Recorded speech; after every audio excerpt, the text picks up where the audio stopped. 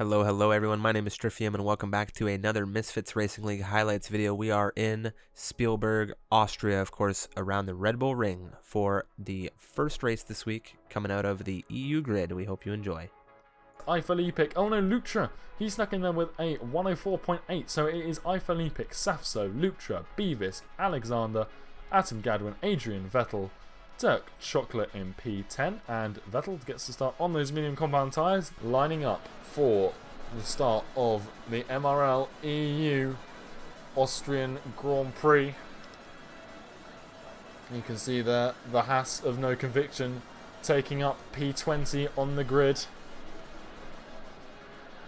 Here we go then.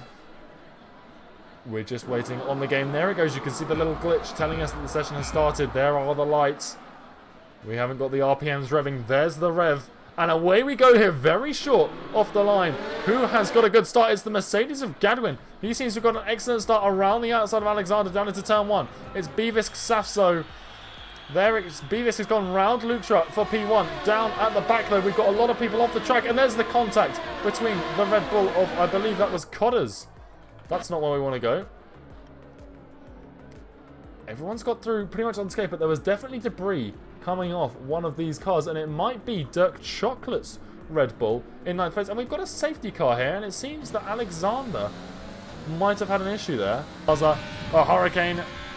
It's the Ferrari absolutely breezing past the Williams here, down towards turn 3, and just behind him, he has got the other Ferrari of Ruben. Then, further down, we have got Lutra and Tim.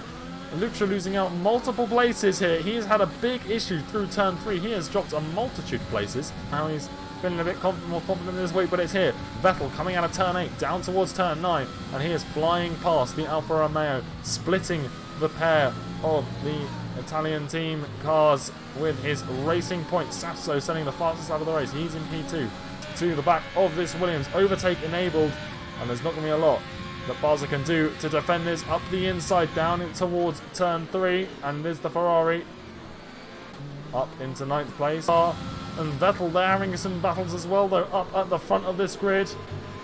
Who have we got then? It's going to be DRS enabled now. This is going to change the game here on this track with a lot of straightaways.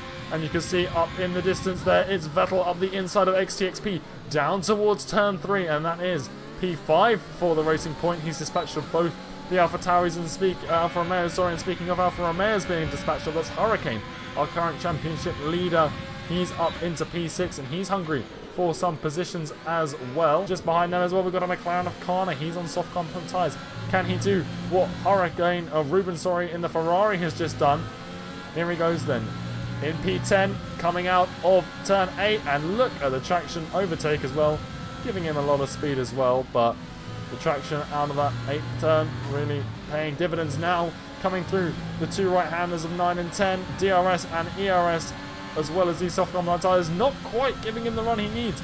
Down towards turn 1, and it is going to be the McLaren. Holding station in P9 for now, but again, DRS, ERS, using a lot of ERS here. You've got Atom being passed by Ruben just up the grid.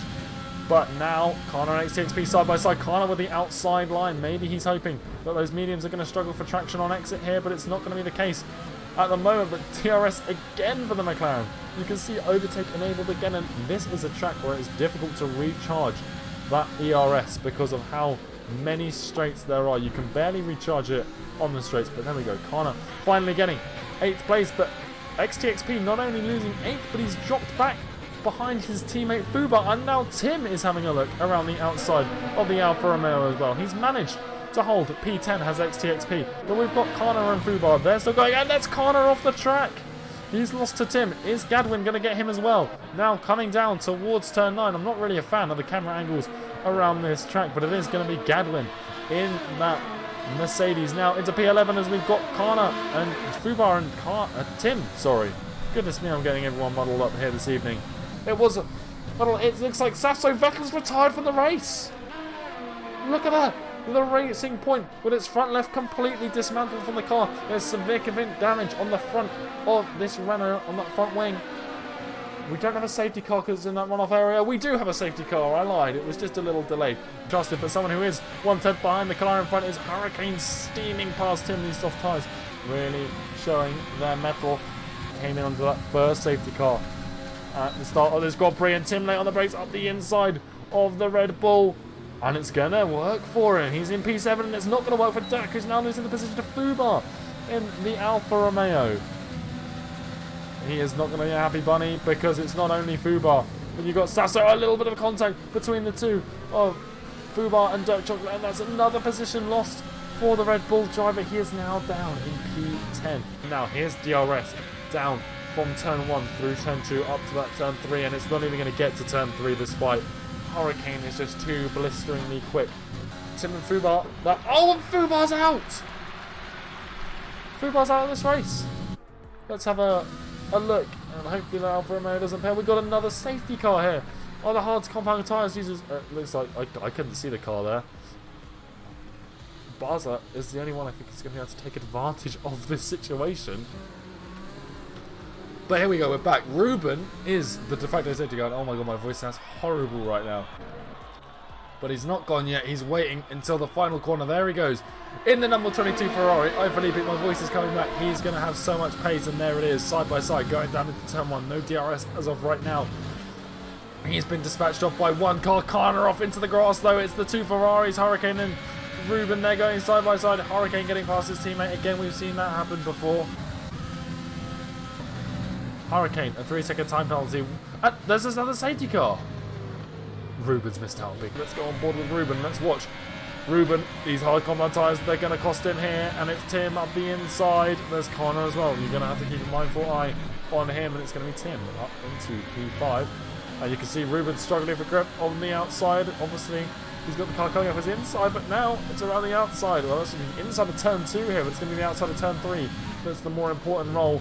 Connor is ahead, but there's Ruben late on the brakes, and the McLaren actually going to not get past 4.5. And here we go, Ruben, a sitting duck for Connor, who breezes straight past him. But both Renaults are back into the points after what can be described as a catastrophic evening, and we've got yellow flags everywhere. We've got Hurricane out of this race, as well as Ruben. Ferrari are going to score no points. There's the Hurricane car. Adrian, he's going to be safe. With green flags, is Sasso going to be able to get past? He is. Down into turn 3. But here comes the Haas up the inside. He's going to be able to defend. Where's the Renault? Here he is. Who's going to get the better exit?